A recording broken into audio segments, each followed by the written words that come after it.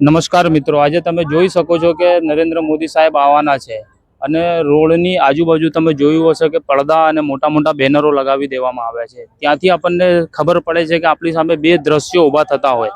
જોઈ શકો છો કે તમે દ્રશ્યો અત્યારે રોડની આગળની સાઈડના દ્રશ્યો પણ જોઈ શકો છો અને પડદાની પાછળની સાઈડના પણ દ્રશ્યો જોઈ શકો છો। અત્યારે તમને ફૂટેજમાં દેખાતા હશે કે રોડની પડદાની પાછળની સાઈડના દ્રશ્યો આ તમે સામેની સાઈડ જોઈ શકો છો। પડદાની પાછળની સાઈડ કોણ રહે છે તમે આપણે એ લોકોનો પરિચય લઈશું। દેખાતું તો શું કહેશો તમે? આટલા બધા ખર્ચા અહીંયા કરે છે, એના કરતા અમને ઘર બની આલે સરકાર તોય કઈ દારો વરે। આવા અમે નાના નાના બાળકો લઈને આવામાં પડી રહ્યા છીએ, તમને મકાનો આપો, તમે આવું અંતરવું નહીં પડે। બીજું શું, એટલા બધા અમે ફોર્મ ભર્યા, કેટલું બધું અમે કર્યું, પણ અમને કોઈ મકાન રહેવા માટે નથી આપ્યું। અમે કેવી હાલતમાં અહીંયા રહીએ છીએ, તમે આવીને જરા ઇન્કવાયરી કરો તો તમને ખબર પડે છે। કેટલા ફોર્મ ભર્યા અમે, પણ અમને કોઈ આજ સુધી સગવડ નથી આપી। એટલે તમે ફોર્મ ભરો છો પણ તમારે અહીંયા બતાવતા નથી?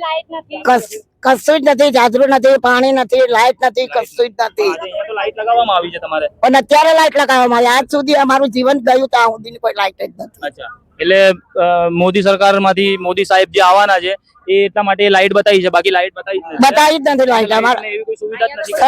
સદ નહીં, અંધારામાં જ રહીએ છીએ અમે આજ સુધી। આમાં શું આટલો ખર્ચો અહીં કરે એના કરતા ઝુંપડપટ્ટી આ 20-25 વર્ષથી રહે એમને બનાવી દે। બરાબર, આ હંતારવાનું ના આવે, ના તો આ તો આઈના કેવા હંતાડી દે છે કે ભાઈ મોદીને દેખાડવું નથી એના માટે સંતારે।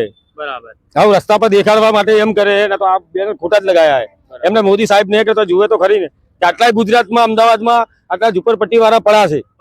એટલે તમારું કેવું છે કે મોદી સાહેબ ને શરમ આવે છે આ ના શરમ નહીં આવતી, એમને દેખાડવા નહીં દેતા, ને દેખાડવા દે તો મોદી સાહેબ એમ કે ના ભાઈ અમને ધનની જરૂર પડે છે કે આલે, એટલે તમે દેખાડવા દેતા જ નહીં ને। એવું કહેવા માંગો છો કે મોદી સાહેબ સુધી આ બધું નહીં દેખાડતા, બતાવતા જ નહીં, જે સરકાર છે એ સંતાડી દે એ સંતાડી દે છે। હા, બરાબર, જોઈ શકો છો તમે કે અહીંની પ્રજા એવી દોષ આપે છે કે ગુજરાતની સરકાર અમારા માટે કઈ કરી નથી રહી। જો અગર આ બધા દ્રશ્યો મોદી સાહેબ ને બતાવવામાં આવે તો એમનું કઈક ભલું થઈ શકશે।